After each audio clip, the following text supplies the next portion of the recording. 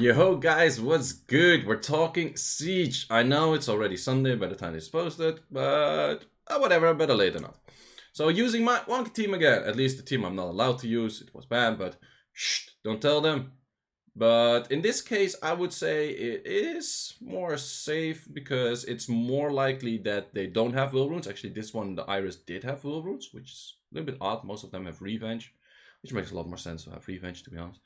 But it's a lot safer team to use it here, where the enemy is with less potential to stun. Well, Iris can still stun, but they don't Vio proc out and stun. So yeah, if you mirror it, I think it's a more tricky defense when mirroring it rather than using it here. I think this here is a pretty solid offense still. As you can see, it works. If you would have stunned nothing, it could have been tricky. But assuming Iris has no will runes, it becomes a little bit safer. Then you have this team with the Vigor, Guillaume, and Beta. It's still funny how Guillaume is written as Guillaume.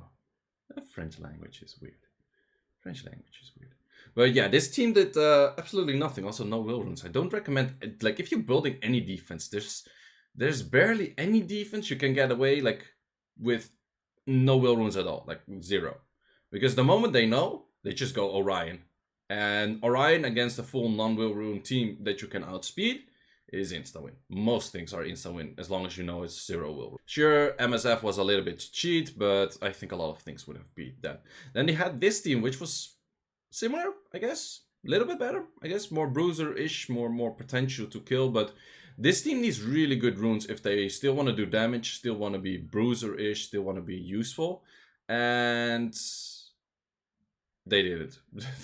There was not that much damage. That's a 4k critter on an armor break Vigor from a Triana. That means you invested like 0 runes into doing damage and you're probably just highly tanky. And that's all you do. And the thing is, sure, if you're highly tanky, you would counter a Lucian, you would counter a Copper, but you cannot expect everyone to Lucian or Copper you. For reference, difference, my Triana just hit 10k more, about like 3.5 times as more, like as much as that Triana. So that's kind of the difference of like rune quality, I guess. Also, that thing barely hit anything. If it's hitting 800, it also means that it has barely any artifacts. You could do more than 800 damage just by artifacts. So yeah, I feel like this team is just a little bit like under rune quality or something. Could be a good team though. I think if you have like a lot of these, you spam them. The only issue is you don't have armor breaks on it, but it's a pretty legit bruiser team that's not too easy to one shot, insta clear, those kind of things. So it's not a bad team.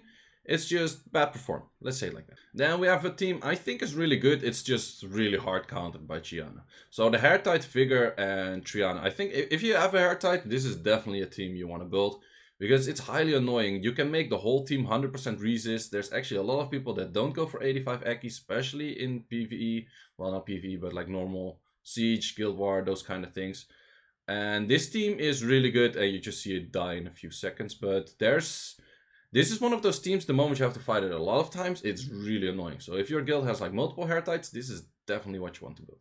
Then I was kind of rushing my swords because I had to go to sleep, and this team, it's similar. So they had like a full tower of like LD5 Vigor Triana, which is not bad for some, but you do need a kind of strip. So Hairtight technically is a stripper because his S3 can strip the moment he's on full stacks. His S1 can always strip, so that's a good stripper.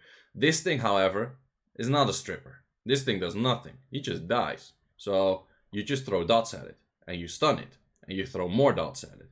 And then the whole thing looks like a TOA stage. And it becomes a TOA stage. And then they resist, because that's what they also do in TOA. And a Soul Devour, and then suddenly you're already done, because this was actually not that difficult. Which was strange, like 1 minute clip. Another solution which people use is Vigor Triana plus Tian Lang, which is actually pretty good. It's just not that good against this. So if you just use that skill, he heals up a bit. You could Reckless Assault. In this case, you don't want to, because he's not on 70% HP. I don't have additional damage on Wind. If you do have additional damage on Wind, you actually do more than the 70% damage, but whatever, don't have. And this fight, it just takes, well, it's a 2-minute clip. It's not too bad. It's not too bad. You actually clear this pretty fast. Issue is that your Molong could die. I also, someone put in the comments you can use this team with a Feng Yang, which is technically safer. Yes, it is, but I don't have my Feng Yang skill. But using this with Feng Yang, I think is a pretty solid way as well. Like in general, this whole team, you could use it with the Skogel too. So options, there are plenty of options you can use next to Bolver Camellia. Bolver Camellia is just really deadly, especially against Vigors, because Vigors, they give like, if there's 2 units, it's still 4 stacks per S2. So even if like middle unit would die, which in this case doesn't happen, you can easily clear this. And then I was fighting another Tianlang, and why should we not fight LDs with LDs? So I was using this team, and this is one of those teams that you're like, yeah, maybe you don't want to use this. Maybe you don't want to use this. I'm not sure if I'm missing a clip here, because I thought I did a fight in between or like before this one, which actually failed. I'm not too sure if that's one. So maybe it's behind this one, like after this one. But this team, I have a lot more CC than they do, which kind of helps out. I don't have as much damage with this team. Dark Monkey is kind of on a damagey-ish build. He has armor breaks, but it's not that much damage. Also, Nigong is pretty much doing nothing there. Nigong is pretty tricky the moment there's any strippers, so you don't want to use your S3 before there's actually anything dead. So in this case, if I would use S3, it gets stripped. I'm pretty much fucked. So in that case, I just went for the kill. And then he died, and then you use your S3 to actually revive in a normal manner. But I think Nigong needs a buff. I keep saying this all the time. Nigong needs a buff. Somehow, I don't know. I don't care. Do something. Do something funny. Let's go. Monkey kill. Well, actually, I had to revive the monkey a few times. But if I had like any better sustain-ish unit in the middle rather than like the weak heal from Nigong and the S1 that does like absolutely nothing. To be honest, can't they just change the S1 of like all of the pioneers? Because all of the pioneers currently are shit. Like Chiwu is shit in RTA. Chiwu, like Wusa is shit. This thing is shit. Wunsa is pretty good, but can use a better S1 as well. Yeah, so wait, that clip is missing. What the hell? Maybe I didn't record it. So, you see Cheongpung debut on the thumbnail. But the only clip where I use Cheongpung isn't in here. Also, spoilers. Failed with that one. I fought the Tianlang one as well, and the Cheongpung team didn't have too much damage. That's TLDR. Okay, so next siege, I will use Cheongpung for sure. And he's in the thumbnail right now, and the thumbnail is already made before I recorded this. And I'm gonna keep it in there, because why not? Is that a clickbait, technically? I put in the title or not. Then it's not a clickbait, so maybe not. Maybe it's there, maybe it's not. Who knows? You don't know. It's a mystery. It's... Well, at least you know I have a Cheongpung. I pulled Cheongpung from some other scrolls that I got recently. So it wasn't from my Transcendent scroll. I got the 5th Praha or the 3rd Belenus from my Transcendent scroll, which was not that useful. But some other scrolls, I think just a random scroll gave me. But the thing is, I'm still looking for more. Not for more as in I want more, but I want more with double O, or also known as the Wadarai. So yeah, still looking for that unit, but this team, it works 9 out of 10.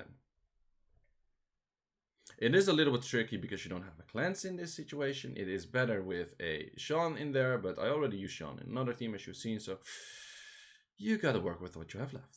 Or you build a second Sean. There's an event coming up. You could, if you want.